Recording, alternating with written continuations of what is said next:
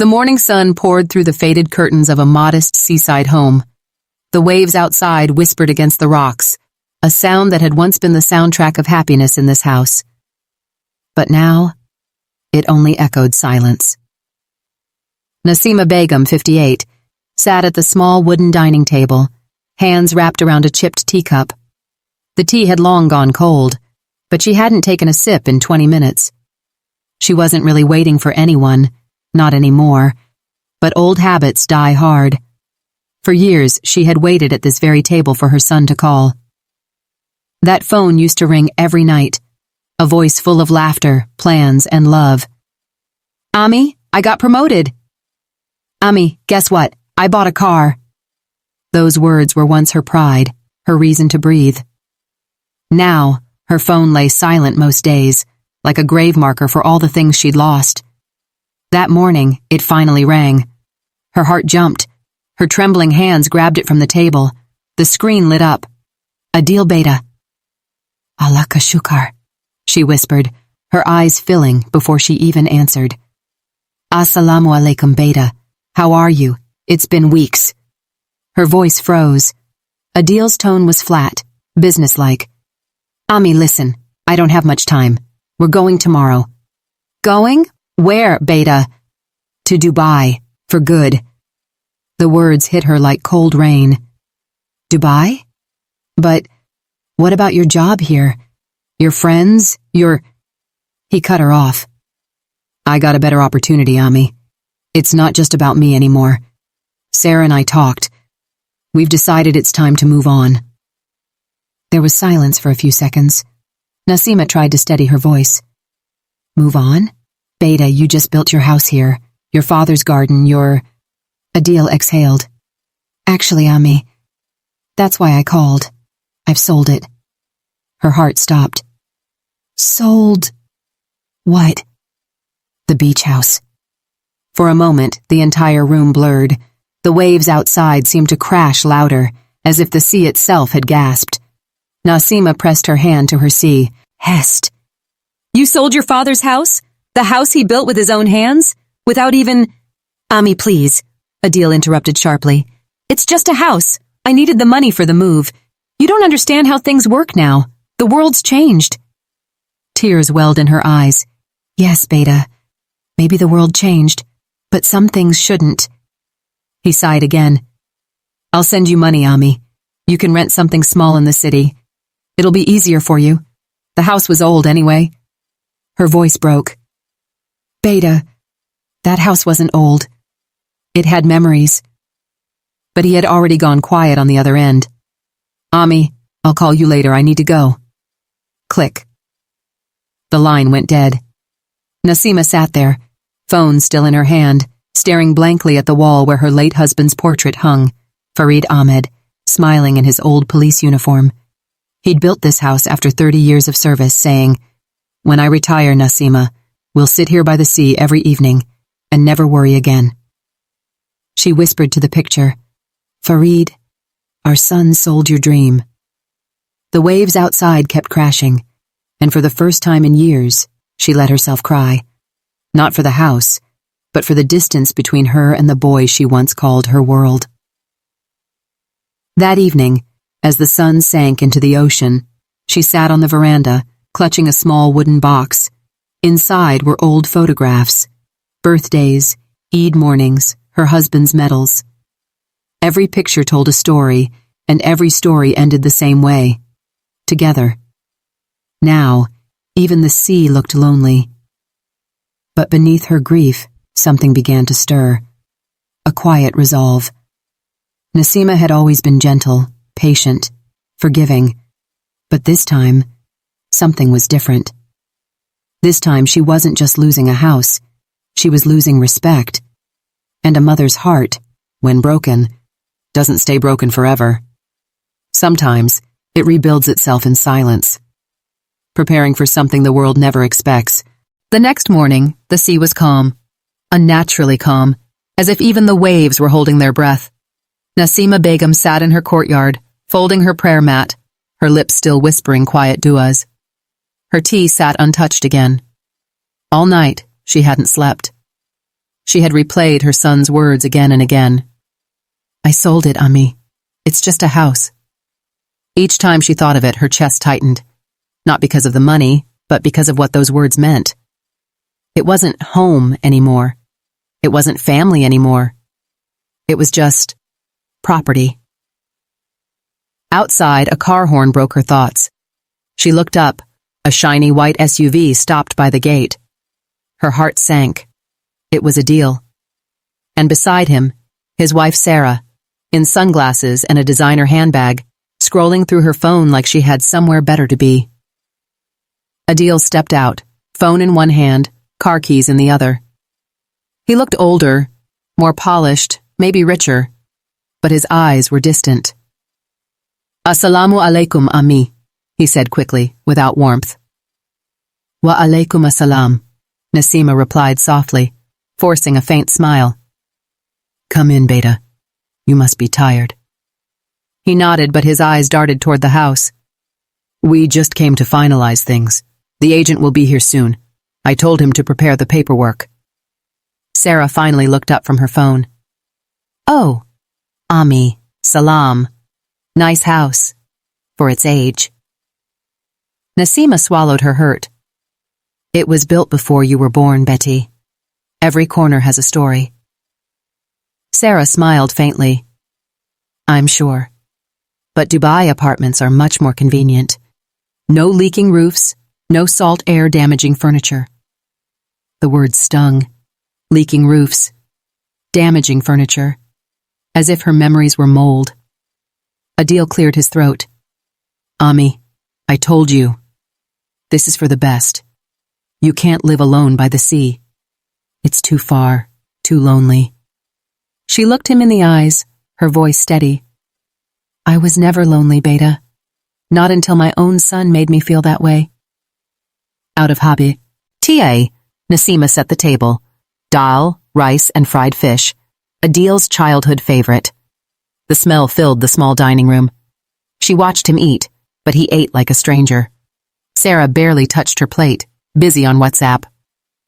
Every bite tasted like distance. She remembered the days he'd run into the kitchen shouting, Ammi, Thoda Ardo, and how his laughter had filled this house like sunlight. Now, only the clock ticked, tick, tock, counting down the moments before they left forever. After lunch, Adil said, Ammi, we'll need the house documents. The agent needs to hand them to the buyer this evening. Nasima walked to her bedroom quietly. She opened the old wooden cupboard. Inside were 2 boxes. One with the house papers, one with her husband's things. She picked up both. Then she paused. She opened her husband's box, medals, his watch, and an old note in his handwriting. It said, If this house ever stands empty, Nasima, it means love left it. Her hands trembled. She took a deep breath, picked up both boxes, and walked back to the living room. Adil looked up. You found the papers? She nodded slowly and placed the first box in front of him. Then she placed the second box beside it. This one, she said softly, belongs to your father. Keep it too, since you're selling what he left behind. Adil frowned. Ammi, please don't start again. I didn't do this to hurt you. Tears shimmered in her eyes. Then why does it feel like you did? Sarah sighed impatiently. Adil, we're getting late. Let her talk. Adil snapped suddenly. She has to let it out. The room fell silent. Nasima stepped closer, her voice breaking but strong. You know, Beta, your father worked 30 years for this house. Every crack in these walls was made by his hands. Every brick laid with his sweat. When he died, I didn't sell anything. I kept it. Because I thought one day you'd bring your children here to tell them, this is where your Dada prayed for us. Her voice cracked. But you're taking that away.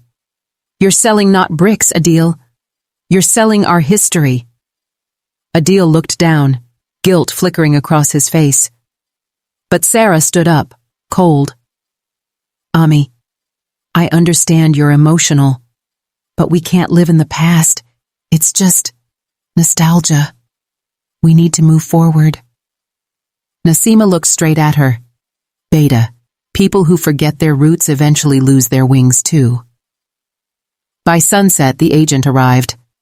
Nasima stood quietly as papers were signed, stamps pressed, signatures written. When it was done, she walked to the veranda one last time. The ocean shimmered gold, and the wind smelled like salt and tears. Adil came beside her, holding out the keys. Ami, you should keep them, just for a day or two. I'll collect them tomorrow before we leave. She took them silently. Her hands brushed his, the same hands she had once held to teach him how to walk. Okay, Beta, she said. Tomorrow. But in her heart, a storm was already building. That night, she didn't sleep again. Instead, she sat on the veranda, eyes fixed on the sea, whispering prayers into the wind. She had nothing left. No husband, no home, no son. Except one thing, her dignity, and she wasn't about to lose that too. As dawn broke, she whispered to the waves, Farid, forgive me for what I'm about to do. The house was quiet, too quiet. The evening breeze hummed through the broad oaken window pane, carrying with it the scent of the ocean, salt, memory, and loss. Nasima Begum sat at her husband's old writing desk, the same one where he used to balance his police ledgers late into the night. The desk creaked softly as she opened its drawer. Inside were old receipts, a rosary, a fountain pen, and a stack of papers yellowed with time. Her husband's handwriting, neat and disciplined, still covered some of the pages. Final will, Farid Ahmed. She had never paid much attention to it after his passing. He had left everything, the house, savings, land, in her name. For you and Adil, he'd said, smiling gently, because I know you'll protect what I built. Now, those words stung like betrayal, not because she had broken his trust, but because their son had. She traced her fingers over the papers. A tear fell and darkened the ink. Then she closed her eyes and whispered, Farid, maybe our son doesn't understand what you built, but I will make sure he learns. At 2 a.m., the moonlight spilled across the living room floor, silver and soft. Nasima moved quietly, folding her clothes into a small travel bag. 2 shalwar kameezes, her prayer mat, her Quran. That was all she needed. Then she walked to the dresser and picked up an envelope. Inside it, the house keys and the original property file. She didn't pack them. Instead, she took her husband's old fountain pen and began to write a letter. Her handwriting trembled, but her words were steady. My dear Adil, by the time you read this, I will be gone from this house, not because you asked me to leave, but because my heart refuses to watch what you've done to your father's dream. You see, Beta, a home is not just walls and paint. It's the echo of a father's laughter, the smell of your favorite curry on Eid, the mark on the doorframe where I measured your height every birthday. You sold all that and called it business. I'm not angry anymore, just tired. I've left something for you, though. Something your father wanted you to have. Something that cannot be sold. Look beneath his desk. You'll find a small box. Inside it, you'll see what love really looks like. If one day the sound of the sea reminds you of me, know that I forgave you, even before you asked. Your mother, Nasima. She folded the letter, placed it beside the house keys on the table, and looked around one last time. Every corner of the house whispered memories. Adil's school uniform hanging on the hook, the dent in the wall from when he'd thrown a cricket ball, the sound of laughter that used to fill the hall. She touched the wall and murmured, "Goodbye." Then she picked up her small bag, wrapped her dupatta tightly around her shoulders, and stepped out into the night. The gate creaked as it closed behind her, a sound that felt like the end of a lifetime. The next morning, Adil arrived early. He looked tired, maybe guilty, maybe impatient, but he still carried that same corporate sharpness in his eyes. Sarah followed, yawning. Can we make this quick? I have to return the car before the flight. As they entered the living room, they froze. The breakfast table was empty. The teacup was gone. The chair where Nassima always sat. Empty. Adil frowned. Ami? No answer. Then his eyes fell on the envelope. He picked it up. Inside, the letter and the keys. He began to read. The more he read, the more his hands trembled. His throat tightened, his vision blurred. By the time he reached the line, I'm not angry anymore, just tired, the letter slipped from his hand. He bent down and picked it up again, whispering, Ami, no. Sarah, curious, opened the drawer of the desk. What's this box she mentioned? Together they pulled out a small wooden box from under the desk. Inside, wrapped in an old handkerchief, was a smaller tin box. Adil opened it carefully.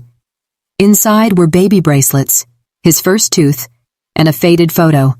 A young Adil between his parents, all three smiling by the seaside house. Behind the photo, a note in his father's handwriting read, For Adil, when you grow up, remember that love built this home, not money. Adil's chest heaved. He sat down hard on the floor, the photograph trembling in his hand. Tears rolled down his cheeks for the first time in years. What have I done? Sarah, speechless for once, sat beside him. Adil, he whispered. She left. She actually left. The sun was climbing high when they began searching the nearby bus stops and neighbors' houses. Nobody had seen her leave.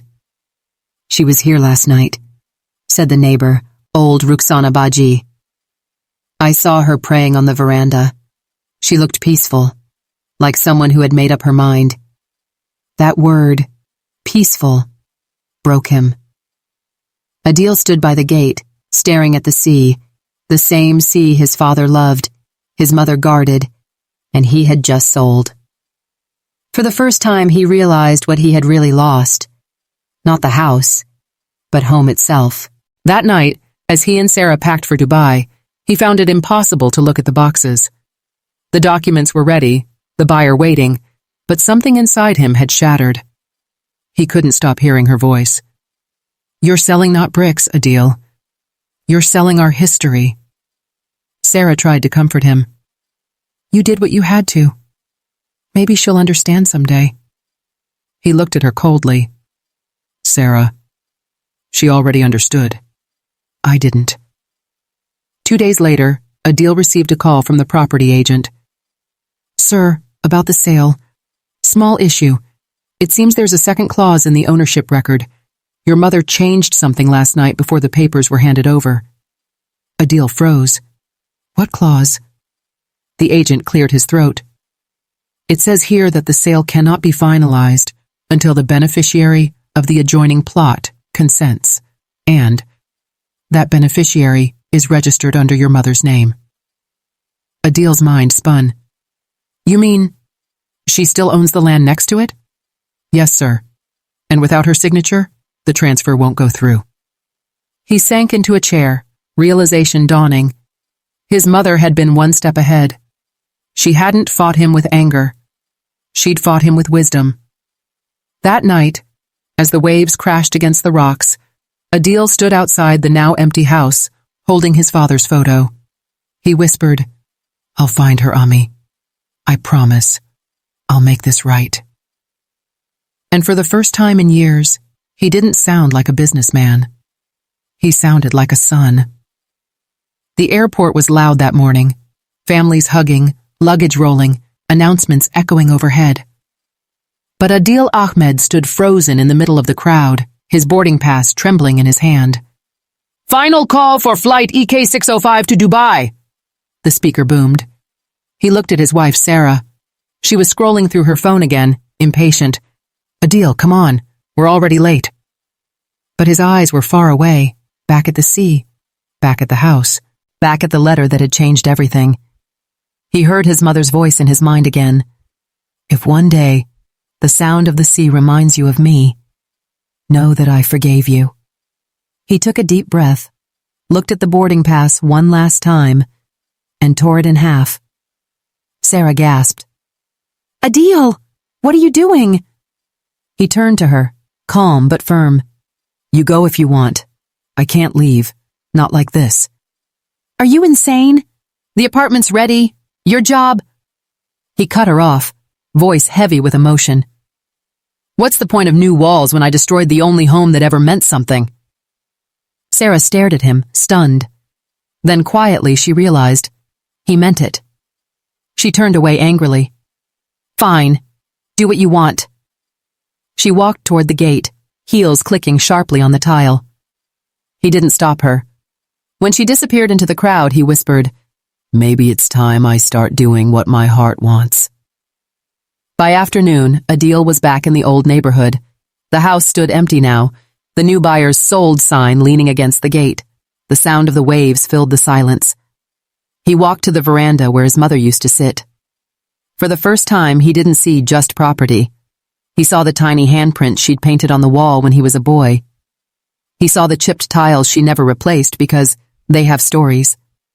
He knelt down and touched the ground, whispering, Auntie, where did you go? Old Rukhsana Baji appeared at the gate, holding a cup of tea. Putar, you came back? She said softly. He nodded. Baji, please. Do you know where Auntie went? She sighed. Last night, a rickshaw came. She asked the driver to take her to Sadar bus station, said she was going to the village. Bit Shah, I think. Her father sighed. Bit Shah, he repeated. That was hours away, deep into Sin, where his mother was born. Thank you, Baji. He turned to leave, determination burning in his eyes. The road stretched endlessly ahead, sand, sun, and silence. Adil drove his father's old car, the one still parked under the neem tree. Every mile he drove, every memory hit harder. He remembered being 10 years old, riding in this same car, his mother humming old ghazals in the passenger seat. He remembered her hand reaching out to shield his eyes when dust blew in. He remembered how safe her silence used to feel. Now that silence haunted him. Hours passed. The sky turned orange.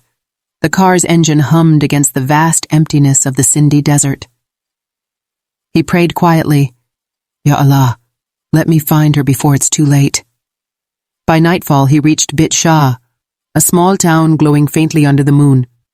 He stopped by a roadside tea stall. Bhai, yahan Nasima Begum ka koi ghar hai? He asked the old tea vendor. The man squinted. Nasima Begum? Han, एक बुढ़ी औरत आई थी कल सुबह, बहुत शरीफ लगती थी, कह रही थी मैं कुछ दिन यहाँ मस्जिद के पास रहूंगी. Adil's heart leapt.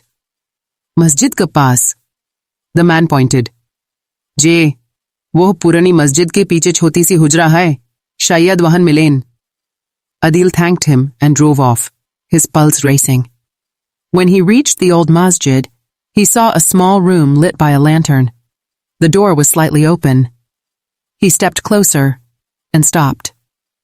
Inside, Nasima sat on the floor, sewing a little child's torn uniform. A group of poor village kids sat nearby, listening as she told them stories from the Quran. Her voice was calm, her face peaceful, her hands still steady. She looked happy. Adil froze in the doorway, ashamed, overwhelmed, speechless. Auntie! The word barely left his lips. Nasima turned slowly, the needle still in her hand. For a moment, she thought she was dreaming. Adil? He stepped forward, eyes full of tears. Auntie, mujhe maaf kar do. She blinked, still processing, then gently set the sewing aside and stood. Her voice trembled. You came? He fell to his knees. I came because I finally realized what I lost wasn't a house. It was you. She looked down at him. The same boy who once clung to her dupatta on his first day of school.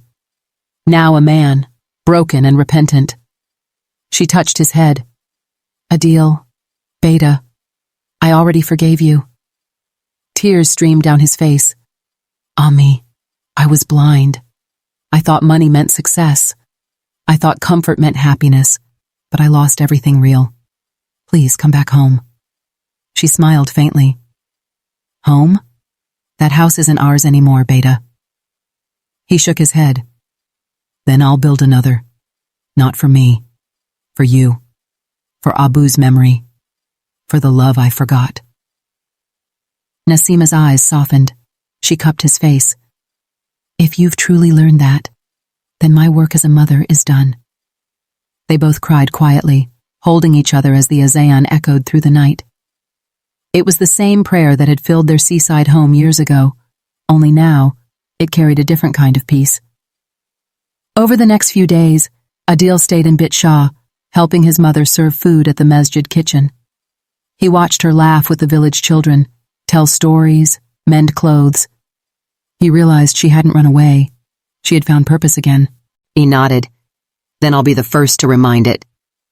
That night, under the stars, Adil called the property agent. "Cancel the sale," he said firmly. "Sir, but—" "I said cancel it. I don't care about penalties. The house stays ours." He looked at his mother sleeping peacefully on her prayer mat, and for the first time, he felt peace too. The sun rose over Bit Shah like a promise. The call of roosters mixed with the sound of children laughing outside the masjid. Nasima Begum sat by the window, sipping her morning chai. Adil was sweeping the small courtyard, a simple, humble rhythm that somehow felt right. He looked up and smiled. "Ami, you know I used to hate mornings like this?" She raised an eyebrow, amused. "And now?" He grinned faintly. "Now I think this is the best time of day, the time when nothing asks you to hurry." She chuckled softly. "Maybe you're finally learning what peace feels like." He nodded.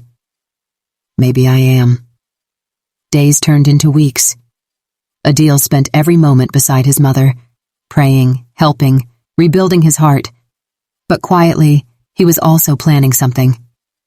Every evening, after the prayers, he'd step out to make a few phone calls. When Nasima asked, he'd smile and say, "Just some old work, Ami. Nothing serious." But in truth, it was serious. He was rebuilding their life, brick by brick. He had contacted the new owner of their old house.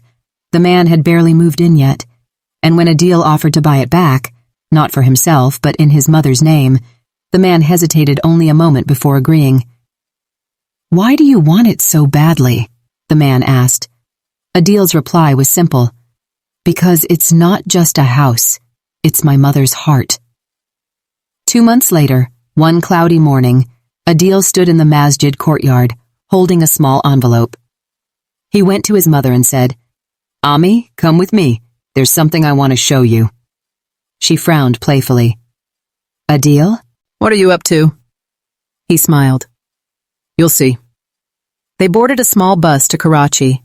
The road was long and dusty, but this time it felt like a pilgrimage.